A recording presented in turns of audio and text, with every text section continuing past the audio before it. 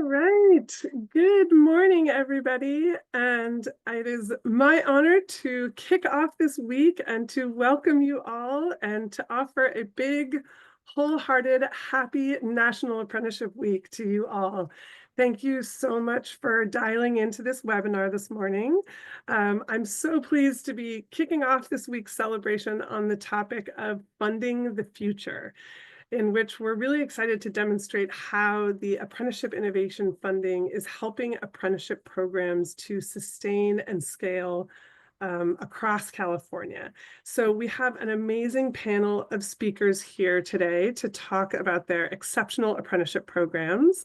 Among our speakers, we have educators, industry leaders, labor unions, and an apprentice, and they're all going to share how the apprenticeship program is rolling out, and also how AIF has helped them to support apprentices, scale their programs, and really to create pathways to prepare California with a future workforce. Unfortunately, we will not have time for live question and answer today. We do have the Q&A box enabled. If there's any technical difficulties, please let us know there. If you have a burning question that you really want to have DAS answer, you can submit it there, and please provide your contact information and we can try to follow up with you afterwards. But we're not going to have time for live Q&A here today, but we are absolutely going to be recording this webinar and posting it on YouTube later this week. And we encourage you to share this presentation with your colleagues. And finally, we are live streaming this webinar on LinkedIn. So please feel free to share this event with your networks through that platform. So before I introduce our speakers, of course, I want to introduce myself and share a little bit about DAS's mission with you. So I am Adele Burns. I'm the Deputy Chief at California's Division of Apprenticeship Standards, and I will be moderating today's discussion. As many of you know, DAS is fully committed to creating a more equitable career pathway for Californians from all walks of life. And really, we see that apprenticeship is the gold standard of workforce development. It's an earn and learn career pathway that empowers individuals by allowing them to earn wages while they upskill and gain experience needed for a successful career. A large part of our work focuses on advancing apprenticeship opportunities by strengthening traditional programs in building, construction, and fire trades, while also expanding into new sectors, which is really what we're going to be featuring here today. And really, it's all about opening doors that lead to high-paying and fulfilling careers and supporting a workforce that reflects California's diversity. So over the past few years, I've really had the privilege of speaking with workforce partners, industry experts, program sponsors, labor unions, really just a lot of different stakeholders, and really learning firsthand about the successes and challenges faced in growing high-quality programs. Although there are several funding opportunities to help get programs off the ground, many apprenticeship leaders and workforce experts have expressed a need for ongoing and sustainable funding to help scale their programs. And that is what the Apprenticeship Innovation Funding, or AIF, aims to do. So this funding provides vital support to program sponsors and local education agencies. And specifically, AIF is geared towards programs that are training and supporting apprentices in new apprenticeship sectors, such as IT, healthcare, education, public sector, transportation, advanced manufacturing, and many more. And we're going to hear from some of those folks today. And AIF really uses a non-competitive formula-based funding model that reimburses program sponsors for the costs of running these programs and LEAs for training the apprentices. So we're proud to say that California is the first state in the nation to offer this unique pay for success funding model. It's been a major milestone for workforce development and a really significant step towards meeting the governor's goal of serving 500,000 earn and learn apprentices by 2029. I am very happy to share that on that road to 500,000, California has supported 193,000 apprentices on that road to 500,000. So we're making progress. But this investment is not only about meeting a target, it's really about empowering Californians by creating more entry points into these well-paying careers and jobs of the future. And it's about helping industry partners offset costs while they build that skilled workforce needed to keep California industries strong and competitive. So in the first round of AIF funding, California awarded a total of $17 million to support apprenticeship programs across the state. And these funds have helped many programs build capacity, offer more support to apprentices, to diversify the program and enhance quality training and education. And we're really excited for you to hear directly from some of these programs. And later in this webinar, I will share some exciting information about round 2 of AIF that's really building on this momentum. So with that, I would like to introduce our speakers.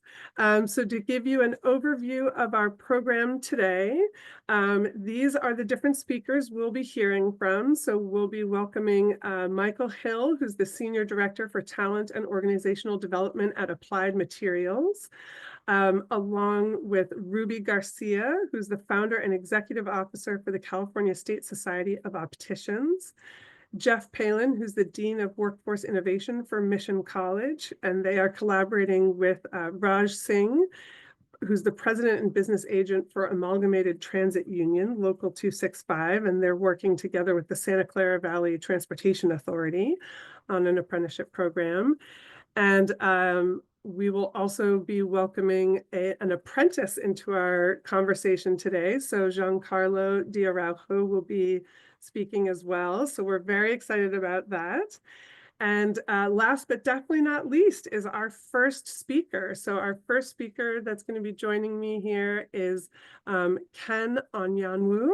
So Ken, welcome to the conversation here. And just to give everyone a little introduction, so Ken is the apprenticeship coordinator at SCIU Local 1000, and following the completion of his education at the University of California, Davis, he fulfilled various administrative roles in organizations ranging from political offices to tech and law firms until landing at SCIU Local 1000. And for the past 7 years, he's facilitated the development and administration of non-traditional civil service apprenticeships for represented workers working for the state of California. So we're very excited to be welcoming Ken to the conversation because I know he's always looking at how to scale and think about doing more with this great apprenticeship program across our state. So welcome, Ken.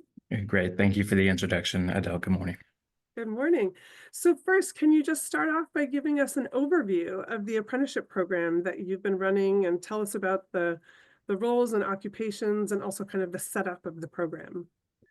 Sure, thanks. So at SEIU Local 1000, we represent nearly 100,000 state of California workers across 1,400 work sites throughout the state.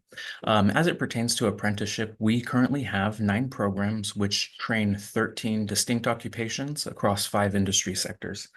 For the purposes of our discussion this morning, I'll narrow our focus towards the Financial Services Apprenticeship Program, which launched its first cohort nearly 5 years ago in January of 2020. This program, as is with all of our apprenticeships, are launched in partnership with the state of California, but the Financial Services Apprenticeship was launched with our LEA partner, American River College. Thus far, with the Financial Services Apprenticeship Program, we've registered a total of 41 apprentices across 3 cohorts and 11 participating departments here with the state. And so I think that that last figure really speaks to apprenticeship's effectiveness as a training model and demonstrates its ability to satisfy the needs of multiple employers with a singular program. Within the Financial Services Apprenticeship Program, we train 3 occupations. We train accountants, auditors, and tax examiner and revenue collection agents. So these 3 occupations are the roles that carry out many of the accounting functions on behalf of the state of California in departments which people may be familiar with, such as the Employment Development Department, Franchise Tax Board, and the Department of Tax and Fee Administration. In terms of how this program is set up, the apprentices enter a total of 2 years of structured on-the-job training with the support of their union, the JAC, as well as their employer. And while they go through that on-the-job training, they complete approximately 27 units of college-level coursework, with a majority of that curriculum being focused on accounting principles. Amazing. So you're joining us as a voice from the union side of the work. Can you tell us a bit more about the role of the union in this particular apprenticeship?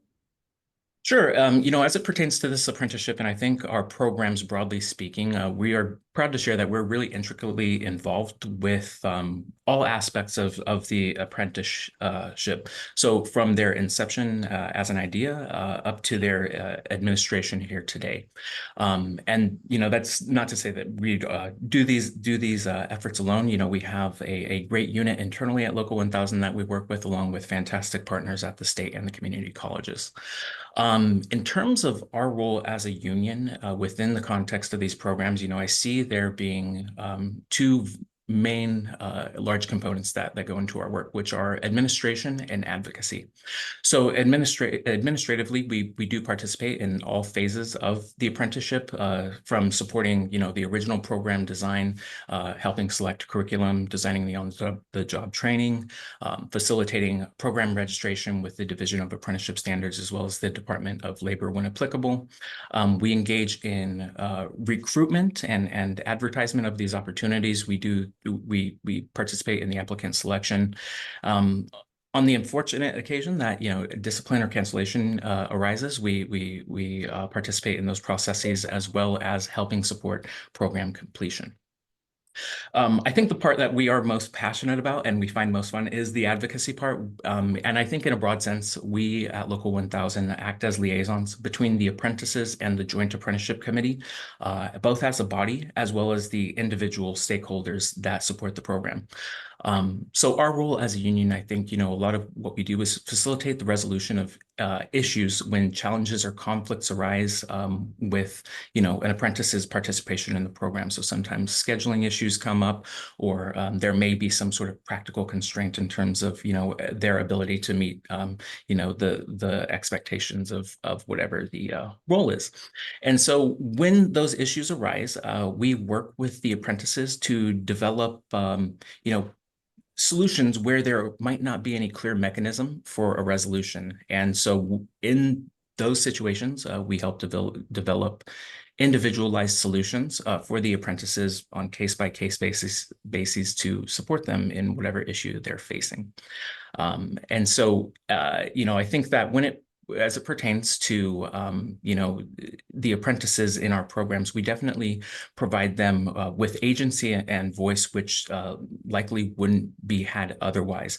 And I think that the strong collaboration that we have both with our apprentices as well as our role on the Joint Apprenticeship Committee allow for us to facilitate a cultural of problem solving, which leads to a more efficient administration of these programs. And so I think, just centrally, when you make an investment of human capital, which apprenticeship is, you need to account for that human capital. And I think that, we as a union play the role in terms of providing workers with that voice and representation. Wonderful. Thank you for playing that role. So what challenges did this program face before receiving funding, and how has the support helped you overcome them? Yeah, I think that, one of the leading challenges prior to having available funding is when you approach employer partners or LEA partners to establish these programs. I think one of the leading questions that gets asked is, how will this be paid for? And often in the absence of dedicated funding, your ability to launch apprenticeships is often non-existent. And so that being the case, having these available funding sources has been critical to our ability to not just launch these programs, but sustain them beyond, their pilot phases. So in terms of the funding sources we've been able to draw from, we've benefited from a number of them. We've benefited from the California Apprenticeship Initiative Grant, which provides that foundational funding for the establishment of apprenticeships. But with many of our programs, we are reaching a point where those grants either have expired or will expire here within the very near future. And I think that that's where AIF has stepped in and played a critical role in terms of bridging the gap and allowing for the continued administration of these programs. AIF, as you mentioned, is that reimbursement funding model which DAS offers, and we are grateful to have benefited from the last couple cycles of those offerings. But AIF has provided a funding source that can be identified and drawn from upon the expiration of the various grants that support our programs, such as CAI. We've also, in terms of braiding funding together for the support of these programs, we've been able to lean on some of our affiliate partners. So we've engaged with SEIU HCAP, which is the Healthcare Career Advancement Program. And in that partnership, we leveraged a supportive services grant, which also helped cover some of the costs or expenses associated with participating in an apprenticeship, which might not be allowable expenses under other grant models. And so, receiving these various funding sources have helped provide reassurances to participating employers and departments that they have little to no cost for participating in these programs. Their contributions often come in the form of paying the wages of the apprentice and their supervisors or mentors. But these funding sources have also helped alleviate some of the financial barriers to entry, which may be experienced by some of the target populations we aim to serve with these programs. Phenomenal. And thank you for sharing that sort of full picture, because I do think that getting a program up and off the ground and then sustaining and scaling, like it does take that braided funding approach. And so really appreciate you sharing about those different sources of funding. So I'm curious, how do you envision the future of apprenticeship programs with the partners that you stated? And like, what role does funding play in that growth and that potential for the apprenticeship program moving forward? Sure. So, I looking forward, I really am excited about our prospects to scale apprenticeship. I think we've had a good amount of success here in, the first few years of running these programs with our state partners. But I think that we could quite reasonably scale from, the dozens of apprentices we graduate annually to hundreds with, increased funding as well as, scaling our infrastructure, which supports these programs. I also think increasing the scope of apprenticeship opportunities we offer. So in terms of reaching people in more geographic settings, I think is something that is an aim of ours, but also expanding in terms of scope of industry sector. So we do have, the 5 industry sectors with 13 occupations we are currently training, but we are always examining in-demand occupations that lead to quality, high-paying jobs. And, I think that assessing what the workforce needs of the future are is something that we continue to take a look at. And then I think the third, thing that we look forward to here in the future would be sustainability. As mentioned, we've benefited from a number of grants, but those grants aren't, ongoing funding sources. They have a dedicated term upon which they are set to expire. And so I think, looking forward here into the future, identifying established and dedicated funding sources, which we can reliably draw from, will help us support long-term partnerships and efforts that we hope to achieve. Great. And I'm curious, what advice would you give to other unions and organizations who are looking to establish and grow apprenticeship programs? Sure. So I think that there would be 3 critical components that folks should identify in terms of launching and growing apprenticeships. You need to have a business need. So there needs to be in-demand occupations or jobs that you are hoping to connect people with. You want to make sure that you are training people for positions that currently exist or will exist. And so I think that, making sure that you're addressing a substantial business need would be one of the factors. I think also obtaining executive level support. So getting support from someone in a leadership position with your employer partner or with your local education agency, I think is critical. And then also ensuring that they facilitate that top-down buy-in of, these programs being a part of, your workplace culture going forward, I think is one of those key factors. And then last but not least is definitely going to be funding.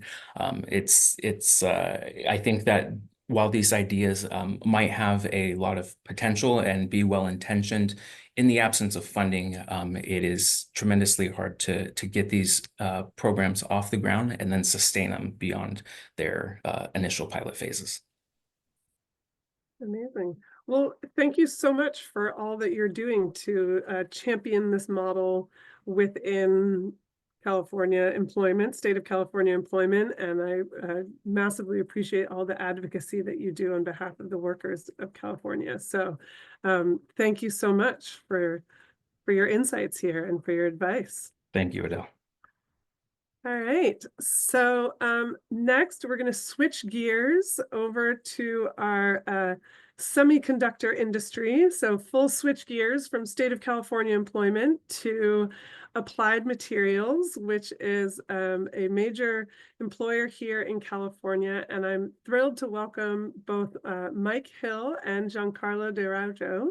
Hello, Mike. And just to give a little introduction here, so Mike has been just a critical partner in getting this new apprenticeship program up and off the ground. So he's the Senior Director of Talent and Organizational Development at Applied Materials.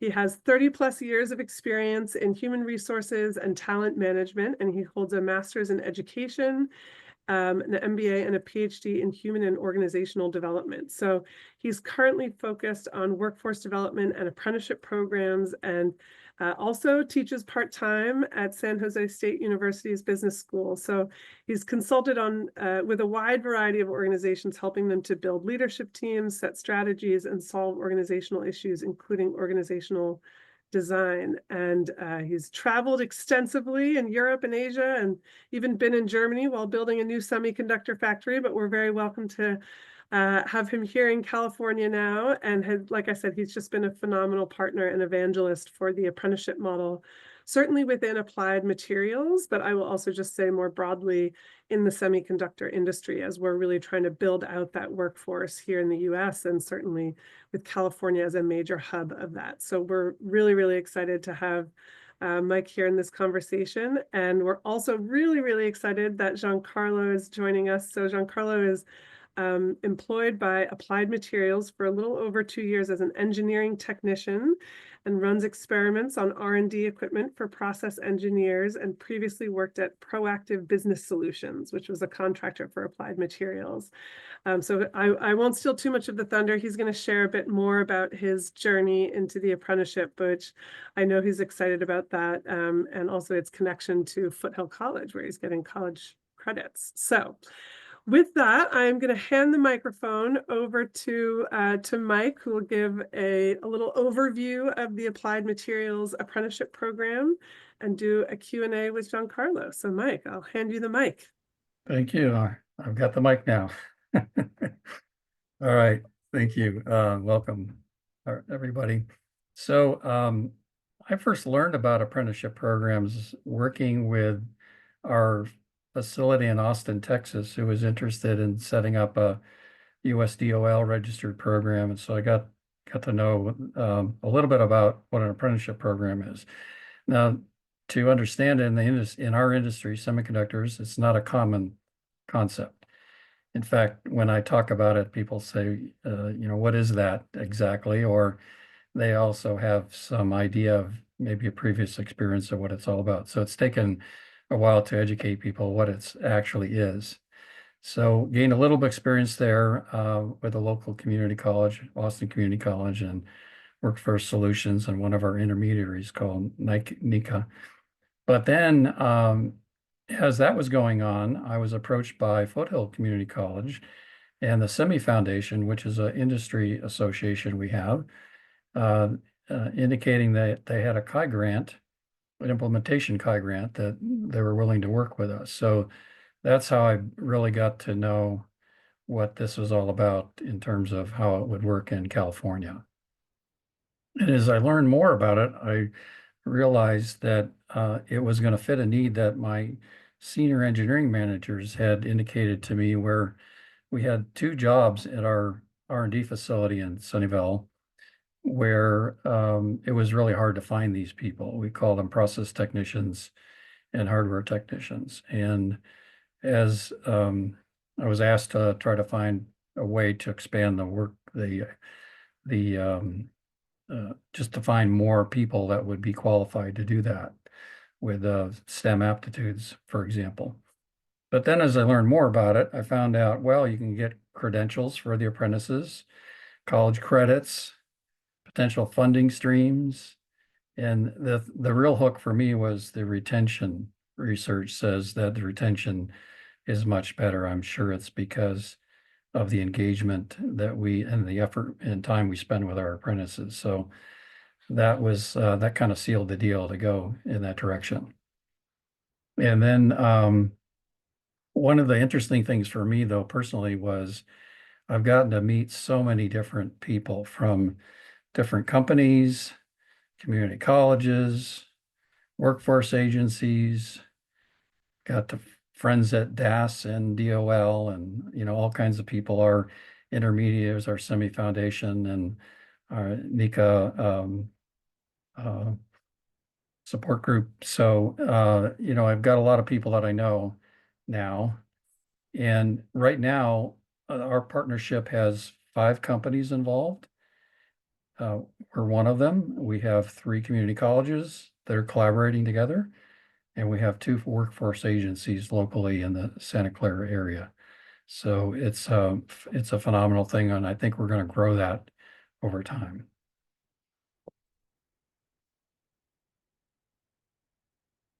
So Adele, I guess the advice I would give somebody if they're considering this is find somebody who's done this already, and get to know them and learn about it. Because one of the questions might be, well, that sounds like a lot of work to set one of these up.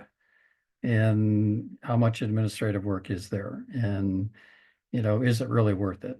And so I think if you talk to somebody who's doing it, there is some things to set up, obviously, but the reward from the work itself, I think, overcomes all of that.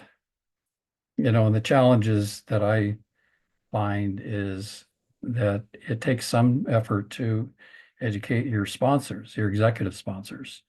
They don't know exactly what it is, what it's going to do for them, and how it actually would work. So I find that, and then of course I wouldn't call these challenges, but there are things you have to deal with setting up new programs at the community college level and building courses and managing your apprentices and supporting them effectively and working through some of the details. So those are all interesting things. I think for me, it was all new. Everything was new. So that was exciting as well for me. So Adele, I don't know if you have a question for me, but I'm kind of a pause. No, I just say I appreciate the advice that you share, and also, you've done a lot of great work in both setting up your own program internally and also thinking about the industry as a whole. So I appreciate how you kind of gave that outline, and yeah, so we're excited. We're excited for the growth of this program, and so glad to have both you and Giancarlo here today to share. Just, one other thing before Giancarlo goes, what's also happened is what we're doing, this partnership that I just mentioned, has first it created local attention, then it created national attention in our industry. And then just a couple of months ago, it created international attention because I was approached by some companies in Europe. Like, what are you doing? How are you doing that? So I love it's it. it's been fun to be on the different panels to explain, what we're doing. It's fantastic. I will say, we often look to Europe to what they're doing with apprenticeship. So I'm glad we're able to share some insights back to them about how they can also use this mechanism in the semiconductor Yeah. industry. So it's fantastic.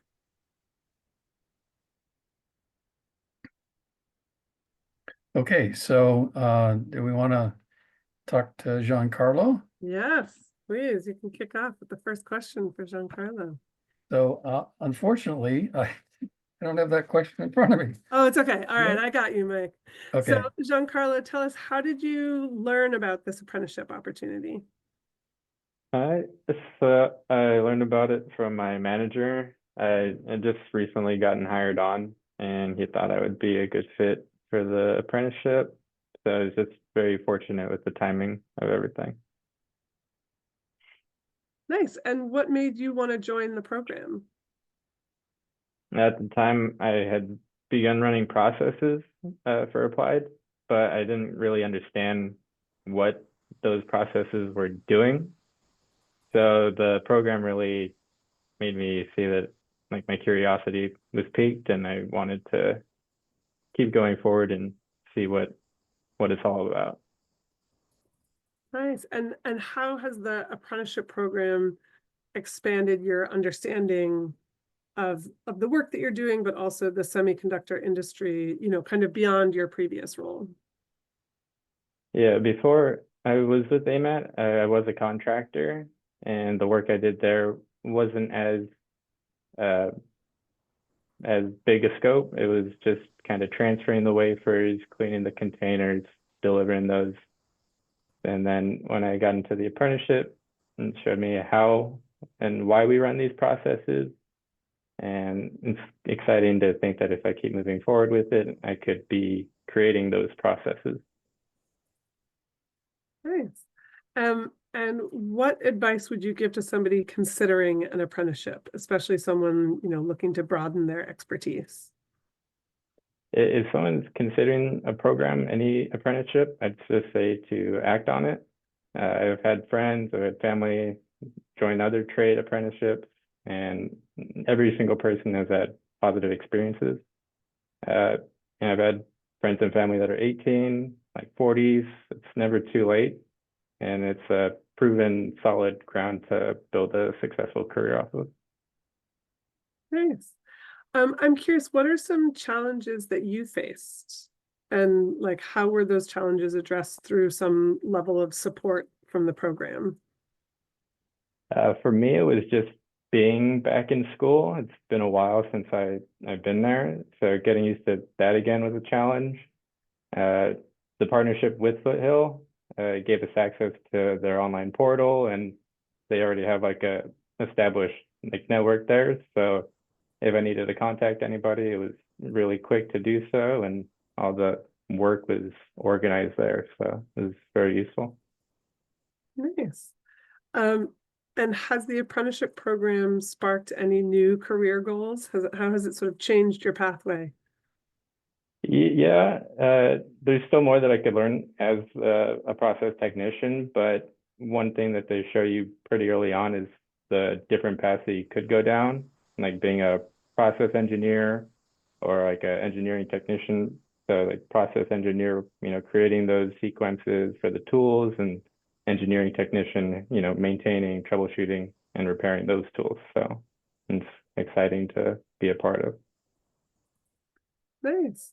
And I'm curious, what new skills or insights have you gained through this program?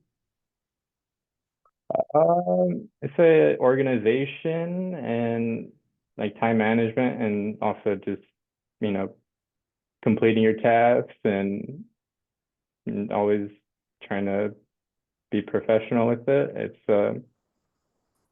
It's hard to pick one specific thing, but I do feel like it's just made me better overall. Nice. Great. Mike, any final questions for Giancarlo? Well, I do have just a comment. One thing Giancarlo said at the early on was about learning about where his process step fits in the overall process. Semiconductor process is very complicated. Hundreds Yeah. or thousands of steps, and there's different equipment and modules that are used. And so many people have said to me, you know, they got placed into a job to do one specific thing. And then when they took the course at Foothill that covered the overall process, now they understand where their piece fits in and how it's connected to the other pieces. And their friends in class, you know, might be, adjacent to them in the process. So they have much better understanding of the overall um, business that they're in, essentially. I think Giancarlo, iterated that pretty clearly earlier on. So, yeah, and so now maybe one last question for Giancarlo is, we're getting close to the end. We're going to have a celebration in another couple of weeks here. And Yeah. we're going to provide credentials and, and college credits and all that. I'm just wondering what you're thinking about all that.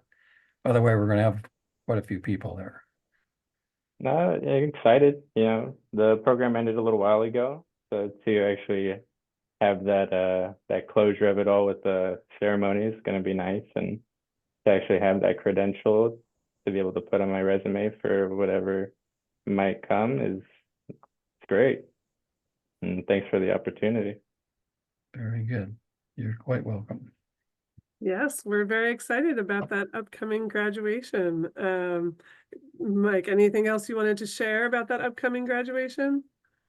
Yeah, well, we're having it at Foothills Sunnyvale campus. If anybody wants to come, contact me and you can register for it.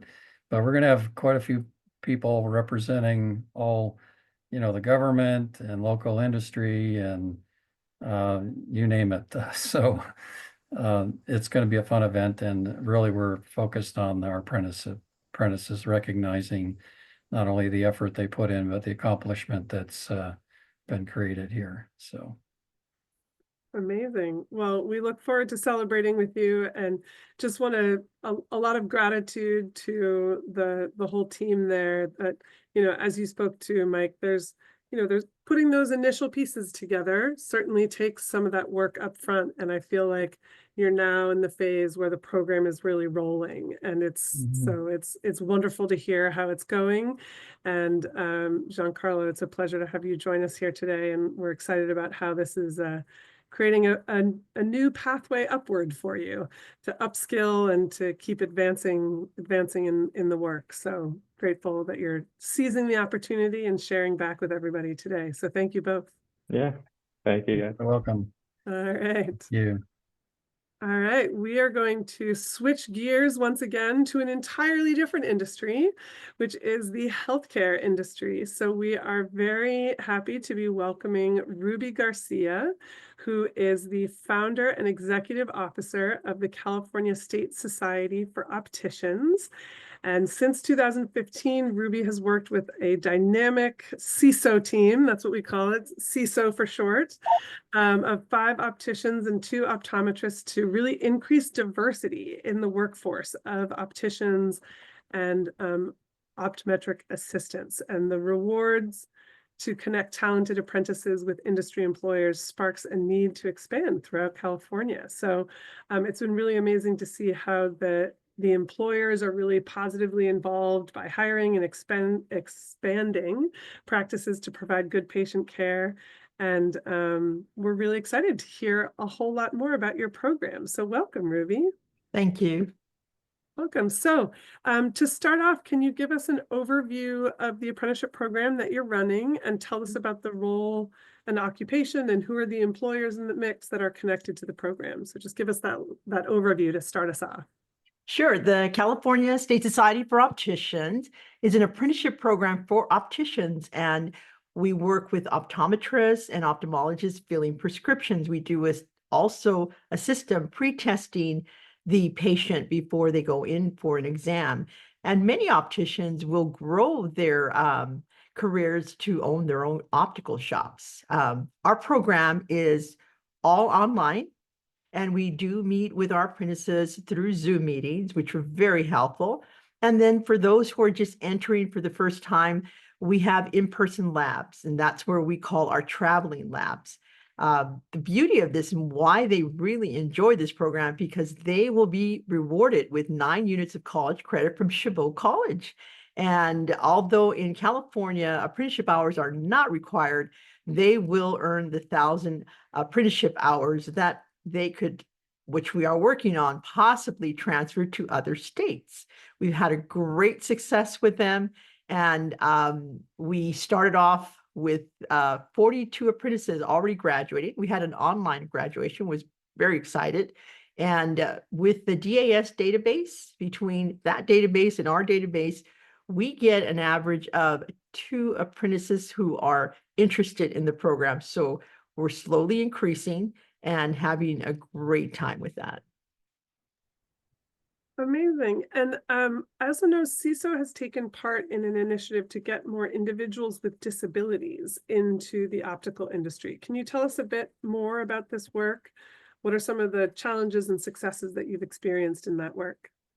Sure. We have worked with organizations who provide support with people with disabilities, and they have sent those folks to us. We had initially 3 of them who finished our program, did very well.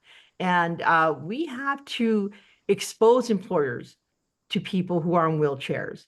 And they did very well. We had 1 individual, but now we've opened up a storefront where the apprentice, especially those who have disabilities, will get to be able to practice and learn how to work with consumers on a storefront basis. We will have a doctor who will be giving eye exams, and we'll teach them how to use the machines and feel more comfortable, because it's also such a new environment. And for the employers, what's good is that they can come in and view how the apprentice is working and how they can offer reasonable accommodation.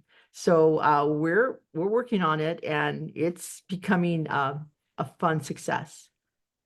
All right. Well, thank you for all the work that you're doing in that. I think, apprenticeship programs offer that earn and learn pathway to hopefully open up the talent pipeline to more folks. And I know it often takes, intentional additional supportive services, or just like you said, sort of thinking differently about how you train folks. So appreciate all your efforts to do that. How has the sustainability funding helped your program in general, but also at all in addressing diversity and inclusion goals, and really, bringing in more apprentices from diverse backgrounds? We have found that our success are mentors. These are folks who are optical managers for many years, have their licenses, and because they know how to work with their associates, they do really well mentoring our apprentices. So with the funding, we're able to recruit more mentors who will get on a Zoom call or come into our training center and spend time with them, mentoring all the new apprentices. And the beauty of this is that we will find mentors who come with similar backgrounds. So I want to see someone in my background who's Hispanic, who understands my culture. We have African-American mentors who are mentoring other African-Americans. It's that mirror that they see that they have been successful. And the beauty of this, I had this wonderful mentor. She's very successful being like a regional manager. So they get to get inspired, like, I'm going to start here, but I can end up even getting to that position. So that's what's helped us, is that. And the other part of it is now, since we have the funding, we're able to attend more events, and specifically those who attract diversity. There is Alameda, who has attracted Alameda County. And also here, we have it housed in an underserved population here in Oxnard County. So where we are housed, it's also attracting the diversity of our apprentices. Great. And successful entry into a job as an optical dispensing technician can be challenging with licensing exams. How does CISO help prepare apprentices for these exams? Well, we entered that challenge a couple of years ago. In California, the passing rate for the national exam would drop down to 40%. It was 50, dropped down to 40, but CISO brought it up to 89%, and now we're up to 92%. All of our apprentices take the exam the first time and they pass. We know the secrets of what to teach them. And here again, the mentors will get on Zoom meetings and they'll test them and will advise them, we think you're ready. And other times we will say, you need to study more. And they do take our advice. And that's why they're able to pass this exam. Now, here's the beauty. It would take an average of 6 months to prepare and pass it.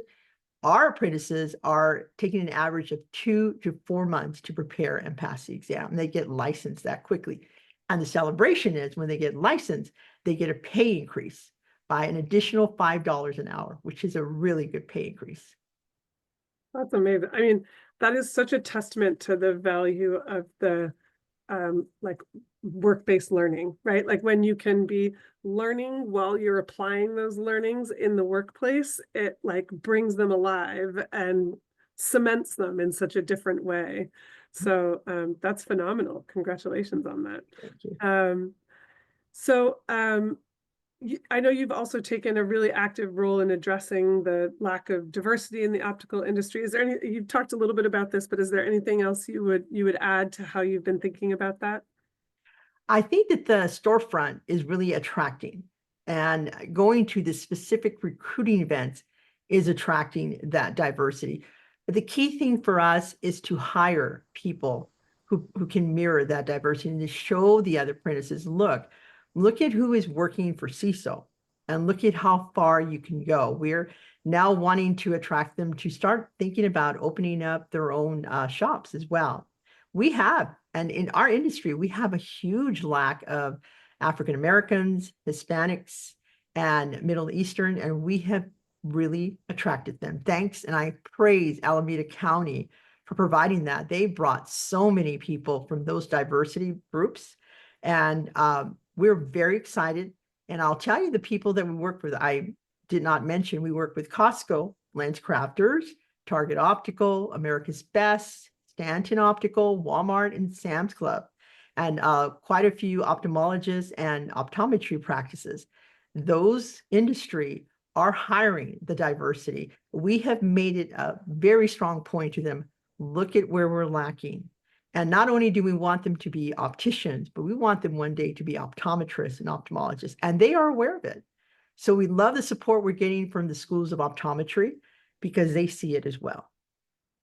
That's thank you for sharing the employers. That's certainly, it's an impressive set of employers, and it's also wonderful to hear how you're thinking about making this a pathway of upskilling. And I think that when somebody enters into a certain career pathway, earning and learning, I also feel like it creates a bit of a culture of earning and learning, right? And so it creates a culture of like, oh, I'm working, but I'm also upskilling, and I can keep upskilling. I can keep doing this, right? And I think that was, earlier Mike talked about the retention piece. I think also like the retention of employees and also creating that upskilling culture within an organization is so powerful for those employers. And what have been some of the reactions from the employers?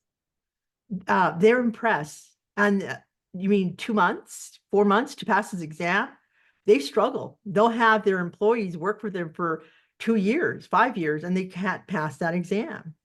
But I said, no, we got the secret. We know how to make it. We know how to make it happen. And the beauty of this, we're attracting a lot more moms and dads. And oh boy, the extra 9 units of college credit, not have to step in on campus and do it all online. They love that. So yeah, employers are very excited. They're very impressed. And we recently reached out to Costco, if I could say that. And we tested the ground with them, and they sent us just statewide. And that's what they're asking. Can you expand this statewide? And they gave us over 100 employees who wanted just to test our online program. So we're looking for something there. Amazing. Wonderful. Well, any last thoughts that you wanted to share, Ruby?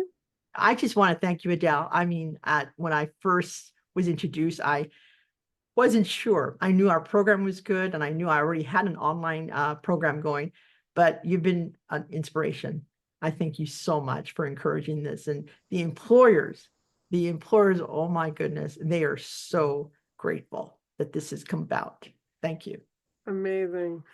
Well, thank you, Ruby. Thank you for joining us and sharing your insights from your program, and very exciting about how AIF is helping to scale what you're doing and support all this great work. So thank you so much. All right, and we're going to switch gears once again to the transportation industry. So I'm very excited to welcome Raj Singh, who is the president and business agent for the Amalgamated Transit Union, ATU, Local 265. And he's been a union representative for over 10 years. He's also a coach operator with the Santa Clara Valley Transportation Authority, where he's worked for 16 years, and he's been a critical partner in this this apprenticeship program that Santa Clara Valley Transportation Authority has been running. So Raj, we're very excited to welcome you, and we're going to first hear from you from sort of the to get an overview of the program and sort of the lens of the union side, and then we'll welcome Jeff Palin afterwards to bring sort of the voice of the community college. We've heard a lot of sort of shout outs to the community college roles in some of the apprenticeship programs we've heard of today. So welcome, Raj. Good morning. Thank Good you for having morning. So first, can you give us an overview of the apprenticeship program that you're supporting, and tell us about like what are the different roles and occupations that have an apprenticeship associated with them, and kind of what's the setup of the program with the different partners? Yes, absolutely. So I'll start out. So our local represents about 70% of the workforce at Santa Clara Valley Transportation Authority, which is the Department of Transportation for Santa Clara County. We represent employees on both operations and maintenance.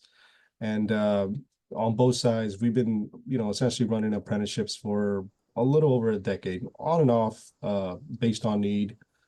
We have a total of 5 apprenticeships, out of which 4 are currently running. We have our bus operator apprenticeship, light rail operator apprenticeship, overhead line worker, and track worker. And the one that's not running is which was actually our first one. It's the service mechanic apprenticeship. So both the bus and rail operator, their duties are essentially the same. So both apprenticeships are similar as well. Both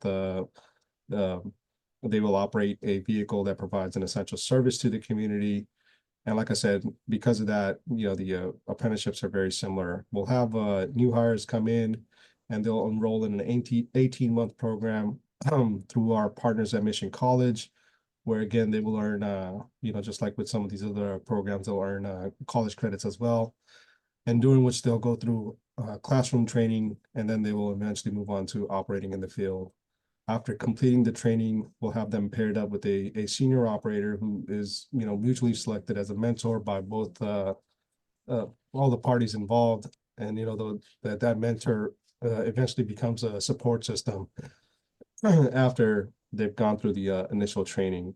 And then, as I said, that the program is about 18 months long. And, once they've met all the requirements, the number of classroom hours, and then also the hours of in the field, they will, graduate and receive a certificate. Our overhead line worker and our track worker apprenticeships are, they're a bit more technical because of the job duties. Our overhead, as the term applies, is our position that maintains and repair the overhead power lines that provide power to our light rail vehicles. And the track workers are the ones that inspect, maintain, and repair the track and the right-of-way for those vehicles. Both these apprenticeships came about because historically the agency had a hard time recruiting for these positions for various reasons. So how these work is that we essentially will give current employees an opportunity to participate. These employees will take a general knowledge and aptitude test, and those that pass then will get selected. And again, these programs are also 18 months long. And typically out of that, 6 months is classroom training, and then 12 months is on the job training. And during the duration of the program, the apprentices will be, they'll be tested and evaluated And the classroom portion is handled by like the training department or a SME or a subject matter expert. And then the on-the-job training is done by our current workers in that classification. So there are other, ATU members that have been in the field for X number of years. So that's kind of a broad, overview of how we run our programs. All right, thank you. Very helpful. Can you tell us a little bit about the partnerships, like who's at the table, and specifically tell us about ATU's role in the apprenticeship program? Yes, so it's us and the agency, and then our community college partner is Mission College. Our role essentially is to first identify and then lobby the agency to run some of these programs. At times, we've had positions, like I said, historically that have been vacant for too long, and then the work gets backlogged. So the reason for running some of these apprenticeships is to fill that business need. And then once we get, at least the agency and the, somebody in the leadership role, we get them on board. Then we get to the part of where we end up negotiating the terms and conditions for the apprentices, which includes like the typical things like the length of the program, the wages involved and requirements for completion. Again, that's the negotiating part is usually the leadership's role. And then, as I said, that the on-the-job training is provided by ATU members as well. So, and then after the program starts, we just monitor progress. Usually we meet with everybody that's involved, including the agency, and make, adjustments or corrections as needed. Now, I did say that, we've been doing this for quite some time, but, there's always hiccups along the way, and things need to be corrected. Just with our recent overhead program, there was some communication gaps. And then so we had to step in and make sure that, the training department, the mentors, the mentees, and then, and then the leadership on their side, like everybody had to be on the same page. So things like that. And then, there's times when equipment or whatever is needed. And then so, we're involved in those conversations. Amazing. Well, I think you all are a great example of a program that has really scaled. I believe you've had hundreds of apprentices over the years. And so it's you all are doing amazing work in a collaboration between the union, the Santa Clara Valley Transportation Authority, Mission College. I think I hear that you're optimizing, but I'm also here to recognize the great foundation that you've set up, because you're really serving a lot of apprentices. No, absolutely. I think just real quick on Yeah. the positions like the overhead and the track worker, like there's technical aspects of that job that everybody just happens to recognize. But I think the one that we're most proud of is the operator, apprenticeship. Through that, we've been able to help with the agency with retention and recruit quality candidates. So that's the one that we're really proud of. Amazing, amazing. So, can you talk a little bit about kind of the overall funding equation, and how has the state's investment into this sustainability funding been important to running your program, and what's been the impact of the AIF funding on the program and who it serves? Yes, definitely. So I think state investment has been key in our ability to run these programs. I don't, if not for the funding, outside of the operator apprenticeship, I don't think the other programs would have ever came about. As I said, some of these positions, again, we struggle to recruit in. We would have been essentially further behind if we did not have the funding that we were able to get through some of these grants. So the funding is key to getting the agency on board and filling these vacancies. Transit agencies, just in general, due to their financial structure, they already face challenges maintaining just normal service. If I may share, on my calendar, the year is 2024, but I can tell you that as far as like service levels, we're essentially running very comparable service levels to the early 1990s. So, and all of that, obviously, is there's lack of funding. And so, due to some of those constraints, the thought of investing in the current workforce and learning development programs isn't usually at the forefront of conversation. And this funding, it's giving the employer an opportunity to recoup some of those costs, and in turn, we get to elevate an employee, right? Give them an opportunity to learn a new skill and uplift them and their family. So funding is everything. Amazing.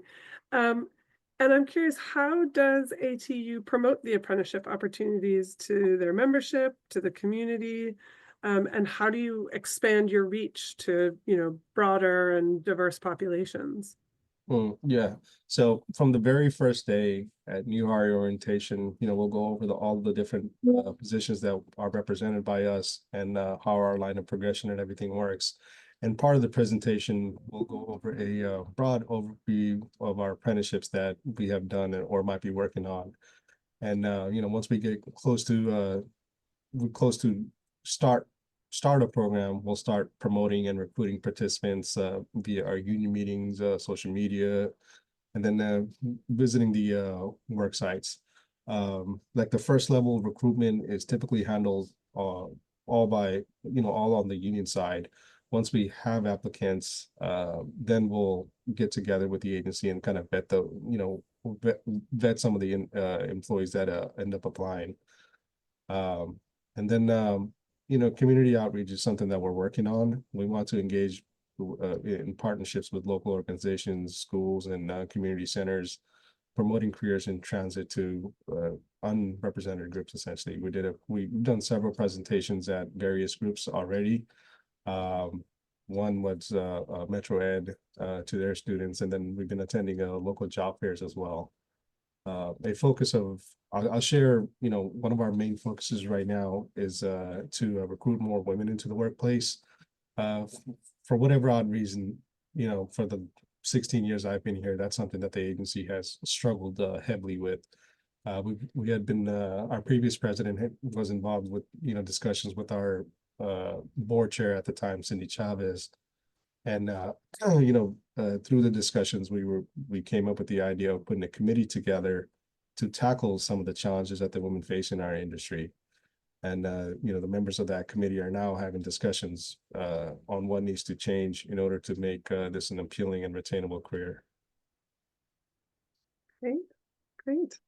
Well, I'm glad it's great to hear kind of the different methods that you're utilizing to really expand the reach of the program. So thank you so much. All right, I'm excited to welcome Jeff Palin into this conversation here. Thank you, Raj. So as you heard from Raj, one of the key partners on this apprenticeship program is Mission College. So Jeff Palin is joining us from Mission College, and he came to education from a successful career in private industry, serving as Chief Operating Officer for Western Hemisphere of a major Japanese electronics firm in the professional audio video industry. And he taught graduate courses in marketing and business development at several Bay Area universities, served as chair of business and management at UC Berkeley Extension, Dean of Workforce and Economic Development at San Jose Evergreen Community College District, and he is now Dean of Workforce Innovation at Mission College in Santa Clara, and most importantly, overseeing the apprenticeship program, along with internship and other state and federal grants in career and technical education and workforce development. So welcome, Jeff, to the conversation. And can you tell us a little bit more about Mission College? So we just heard about ATU's role in this program. Can you tell us a little bit more about Mission College's role in this apprenticeship program? Sure. First, I want to state that one of the most important roles that we serve in this apprenticeship is that we actually own the curriculum, or the state owns the curriculum, so that the apprentices are receiving college credit.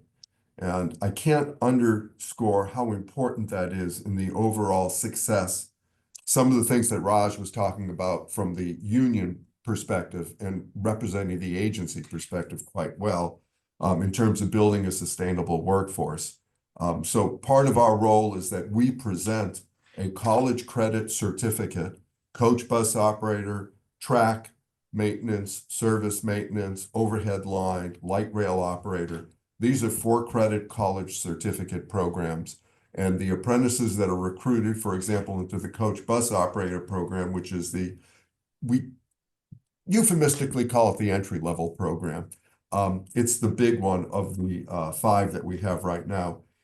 We go to the employee orientation, which is their first day on the job after they've gone through the interviews and the assessment and everything else.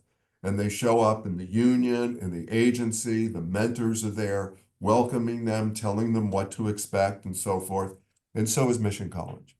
And we are there to register and enroll them in the program. And my favorite thing is to say, and I go to each one of these if I can, my favorite thing is to say, did you know when you apply for a job at Valley Transit Authority that you were going to be a college student? And most often I get a look of, what? We're a college student?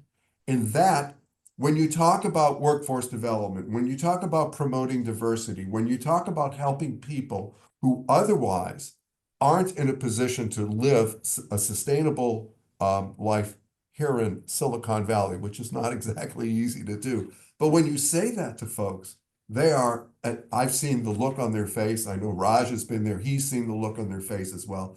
This is powerful. We are talking to people who otherwise may not have gone to college. I asked them, have you ever been to Mission College? And a few will raise their hand.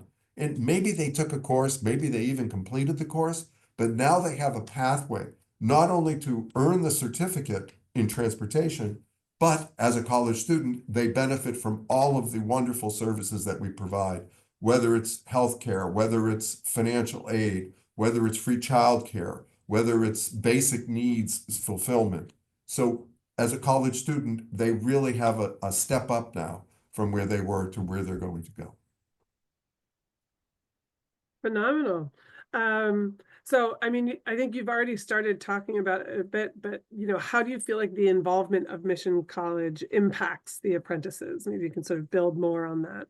Sure. I do want to build more on that because the impact, it's an interesting impact. So for example, the Coach Bus Operator program is a 9-week lecture lab that takes place at VTA facilities.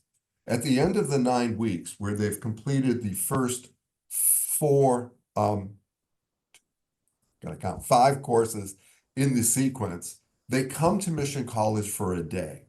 This is the start of what's called service in public transit. And this first course is on the college campus. Now they're here at the college. They're in a college classroom. I must say we have some very nice classrooms here with full technology, with an instructor and their mentors. And they get an opportunity to get a college ID, meet with our student services, counseling, and other facilities, get to see the campus. So part of the impact, they may not ever come back to Mission College. That's okay. But part of the impact is really interesting because now they might say when they go home to a nephew or a niece or a cousin or their own children or a parent, they might say, I didn't realize this, but look at all that Mission College has to offer.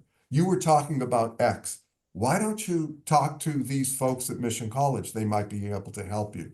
So part of the impact is just widening the view that people have of the role of education in life. And I think that's an important statement to make. Education is something no one can take away from you.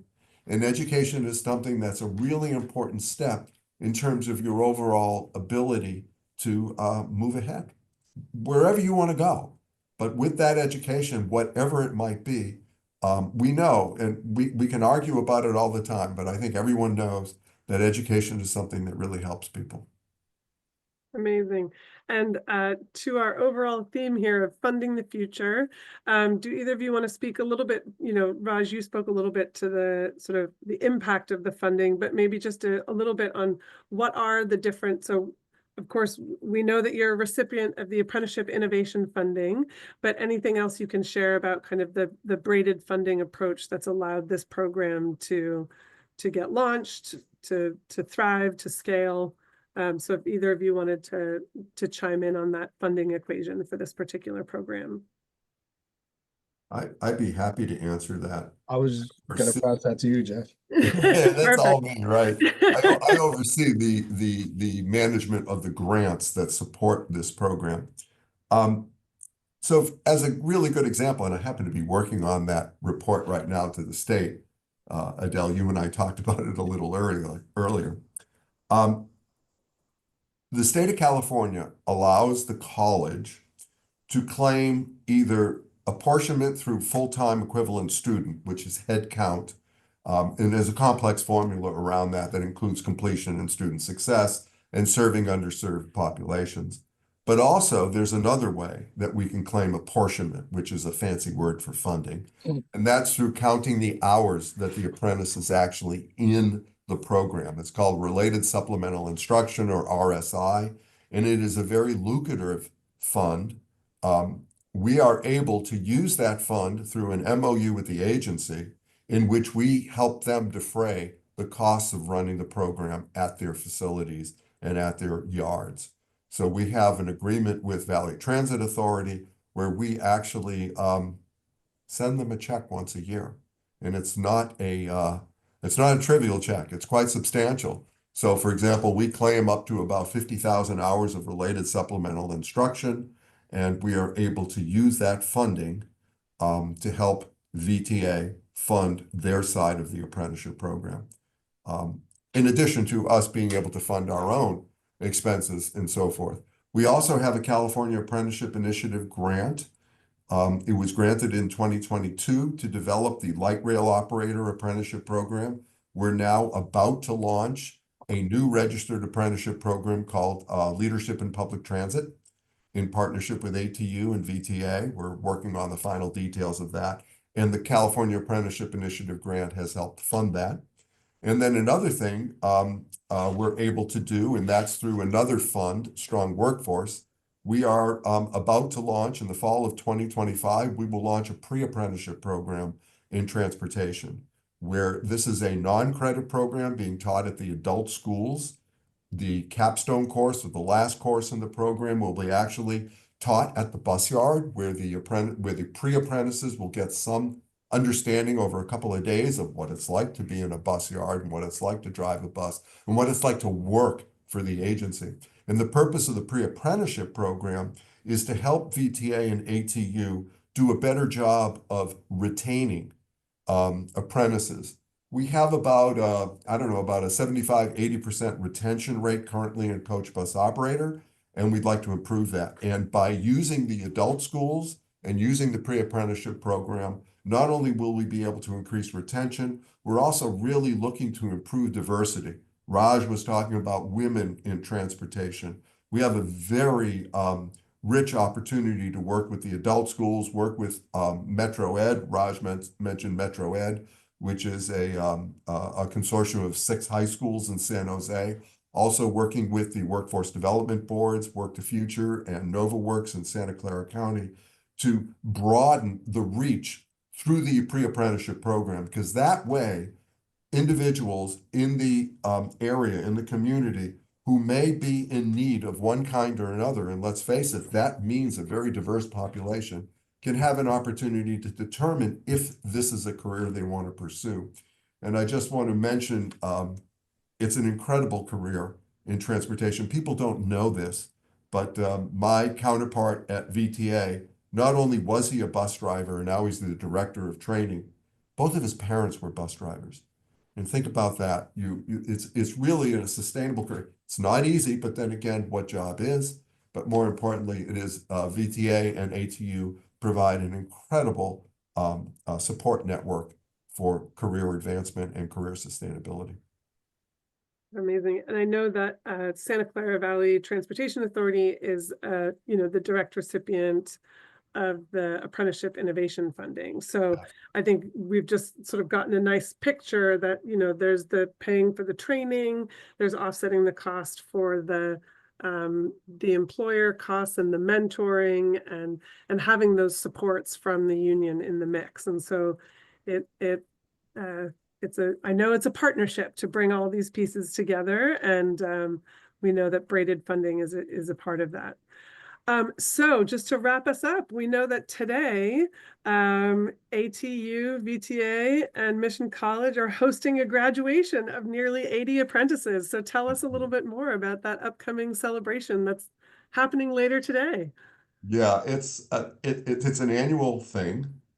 This is the cohorts that started in 2022 in Coach Bus, and then a few others. We have 70 Coach Bus operators graduating. We have one overhead line worker graduating and four track worker apprentices graduating. And now they're moving into journeyman or journeywomen or journey person, as the case may be. But it's a very successful event. It takes place here at Mission College. We have the mayor of Santa Clara coming. Our chancellor will be attending. Our president and vice president will be attending. I get to be the MC of the event, which is a lot of fun. And we certainly have public officials, VTA board members. Greg Richardson, the CFO of VTA, will be there, as well as Derek Calhoun, the chief operating officer, as well as all of the mentors and so forth. But the apprentices come with their families. And Mission College prides itself on being very student focused and very student centered. I can't tell you how exciting it is for us to welcome this number of our students and their families to recognize their achievement. It's a substantial event for us. We go through an incredible planning phase. And right now, some of our staff are over in our hospitality management building beginning to do the setup for everything. It starts at about 3:30, people start arriving. The ceremony is about 4 to 5, and then we have a nice reception from about 5 to 6, 6:30 or so. And we've done this now. Well, I've been involved with it. This will be my third one, and it continues to amaze me. The power that is invested in us in awarding these graduation certificates to the apprentices. It's really something. And when you consider that when these people applied for this job, they didn't know that this was part of the process. They get to graduate with a certificate. They have college credit. If they want to go on with their education, those credits are transferable. And they can continue at Mission College. They can continue at any other college. They can go to a 4-year university. The sky's the limit. The world is their oyster. So this is really an incredible event today, and it's happening soon. Amazing. Well, thank you both for sharing about this. Raj, do you have any final insights you wanted to share? No, I was just going to essentially echo what Jeff was saying, that, there aren't enough words that I could utter right now to just, communicate the gratitude that those folks have at the end of this long journey. It really is powerful, and it has an everlasting impact, not just only with the employee, but with their families as well. So, yeah. Amazing. Wonderful. Well, thank you both for joining this conversation here, and of course for doing all the great work, and congratulations to all your graduates today. We'll all be celebrating them. So thank you so much. So in this program here today, we've heard a really great variety of industries that we are expanding and scaling apprenticeships in. So we just heard from transportation, in healthcare, in chip manufacturing, and of course also in state civil service and in roles like accounting and IT cybersecurity. And so it's really, really wonderful to get to hear the different programs that are being impacted by some really major investments by the state. So I am excited to switch gears now, finally, to wrap our program by sharing some exciting news about the Apprenticeship Innovation Funding. So we, this week, are going to be sharing the recipients of the second round of AIF funding. And everybody that you heard from here today in this program were recipients of AIF funding. So these are examples of programs that are being supported to scale through AIF funding. So if we go to the next slide here. So just to remind folks or introduce folks, if this is the first time you're hearing about it, the Apprenticeship Innovation Funding We are in year 2 of the Apprenticeship Innovation Funding, and essentially there are 2 categories to the funding. The first is the support funding, and this really aims to cover the cost of running an apprenticeship program. In some cases, it's aggregating the needs of multiple employers, recruiting, supporting, and placing the apprentices. So some of the examples we heard here today: Santa Clara Valley Transportation Authority, Applied Materials, CISO. All of these are examples of recipients of the support funding. And that was at $3,500 per active apprentice per year.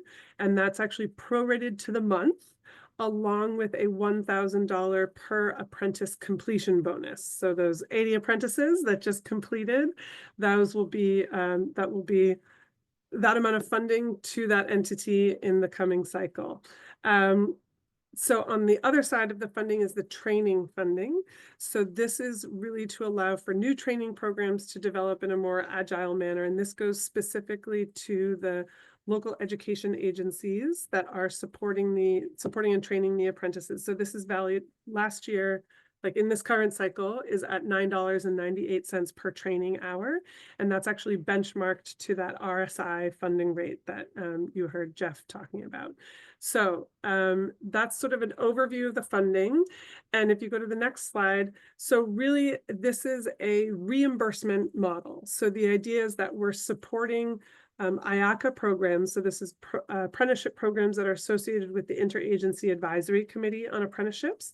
And this is all the sectors we've heard from today. So all the sectors outside of the building and fire trades are considered IACA programs here in California.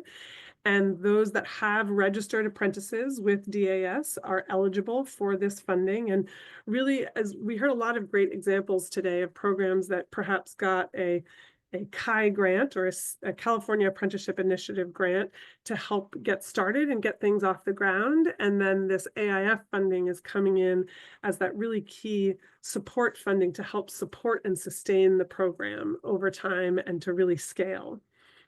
It is a reimbursement model and it's formula funding. So this is not a competitive grant application process. There's no contracts, it's only performance. So it's a reimbursement model looking at the previous year's apprentices. So this announcement that we're sharing here is for apprentices who were served in 2023. And we've been processing all of the applications on a rolling basis. And so pretty much all of the recipients have for this round have already received that funding. And the idea is that those programs can submit for reimbursement annually as long as this funding is available. So if you go to the next slide, so in this round 2 of AIF funding, we are awarding on the support side, there is $22 million going out to 58 different organizations. These are different apprenticeship programs that are supporting a collective 8,270 apprentices. So this is just incredibly exciting. On the training side, there are 7 recipients for $2.4 million total. And those are supporting 1,500 unique apprentices. So overall, this round of AIF funding, which is, again, it's a reimbursement model, so it's reimbursing those costs from supporting and training apprentices in 2023, is $24.7 million. And just to offer you a few more insights on the recipients of the funding. So this is looking at round 1 versus round 2 of AIF funding. So you can see that we certainly have a growing set of entities taking advantage of this funding, and we're also seeing just a growth in apprenticeships in all these different industries. And we'll be sharing this information very soon on our website, but just to give you a little preview, if you go to the next slide, of some of the top AIF recipients in this second round of funding. I know this is a bunch of information here, but you see there's a broad set of different entities, different sectors that are being served. And just to highlight a few, if you go to the next slide here, you'll see that a few of the ones we've highlighted here are examples of programs that we really see how they're scaling using the AIF funding. So we heard today from Santa Clara Valley Transportation Authority, who you can see in year 1 of AIF was serving about 80 apprentices through the AIF funding. And in year 2, it's up to 258 apprentices. So this is really, we're very excited to see this scaling of the programs using this funding. Some other examples of this are Early Care and Education Pathways to Success, ESEPs. This is another example where they went from 158 apprentices served through AIF to 327. I know that's continuing to grow in 2024. And another one to call out is the Workforce Development Apprenticeship Program, which again went from 38 to 119 apprentices. So we're really excited about how, some of the examples we've heard here today are of single employer programs like with Applied Materials, and others like ESEPs or CISO is another example where you hear there's multiple employers that are being served by one program sponsor intermediary. And so we're just really excited about seeing this scaling to really meet the needs of employers across the state.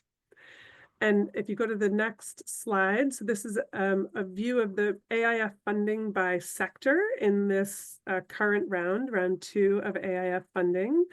And so certainly we're seeing some examples of these scaled programs in the public sector and in the utilities sector. And we're excited to see the growth in advanced manufacturing, in education, transportation. And if you go to the next slide, you can see the comparison of round 1 of AIF to round 2 of AIF. And really what we're seeing here is a further diversification of industries that are utilizing this apprenticeship mechanism and utilizing this AIF funding to be able to scale what they're doing. So we're seeing the growth in advanced manufacturing and education, transportation, personal services, business services, healthcare, IT, and agriculture. So just really exciting to see this growth across a lot of sectors. And these are examples. I think in our program today, we've heard a lot of examples of the different occupations, some of which you'll see in here. That coach operator, we know where that comes from. And in education, I called out the early ESEPs, which is an example of a really scaled apprenticeship intermediary feeding into some of those occupations with preschool teachers and bilingual teaching assistant. And just really exciting to see the wide variety of occupations being supported by AIF. If we go to the next slide. And we also put in place a job quality framework. So we're really looking for, part of the AIF eligibility is that your wages need to meet the ETP wage, the new higher wage levels. And we're very proud and excited to share that in this round of AIF recipients, this is the overall wages. So the lowest wage, the highest wage, and the average wage. So we're really seeing a pretty robust compensation, average compensation package of $51.62 per hour are the wages that we're seeing across all of the AIF funded occupations here. So that's great because we really want to see that AIF and this mechanism of apprenticeship is uplifting people into family sustaining careers. So massive congratulations to all of the round 2 recipients. And as we look ahead, we will be opening up another round of the AIF funding in the first quarter of 2025. So it'll be the similar structure with that reimbursement of costs for supporting and training apprentices that are active in 2024. So to all of you out there who are running these amazing apprenticeship programs, we are excited to be continuing to offer AIF for as long as we have available funding. And we do have an available funding for this next round of AIF. So we will once again be processing applications on a rolling basis. So as we receive applications, we'll be reviewing them and processing them and paying them out as they are eligible for the funding. And so the most important thing you can do right now, if you are already in an apprenticeship program, is to make sure that all of your registration data is up to date with DAS, and you can visit our website for more information about AIF. And just to wrap us up here, I'm also offering to, yes, indeed, we're very excited to congratulate all the AIF awardees. And if you are newer to this apprenticeship space, we are also very excited to be sharing today that DAS will be launching this information sessions. So starting on December 3rd at 3 p.m., we will have the first of what will be a series of introductory information sessions. So if you would like to learn more about how you can register a program and just get your questions answered about registration, we offer this as a forum for you to meet with a member of our program team. So you can sign up here. We'll also be sharing this out through our newsletter and social media channels. So I just want to wrap us up here with a massive thank you to all of the speakers that joined us today. And really, I know there's a whole lot of people who have been joining us online who are running programs. Thank you for all that you're doing to uplift folks through the mechanism of apprenticeship. It is tremendous work that you are doing, and we are really grateful to be in partnership with you and hopefully to be providing the funding that helps to supercharge all the great work that you're doing. So with that, I wish you a happy National Apprenticeship Week, and we will leave this slide up here. If you have questions that we have not been able to address, please feel free to email aif@dir.ca.gov, and we will be happy to answer your questions. I hope you all have a wonderful week. Thanks so much.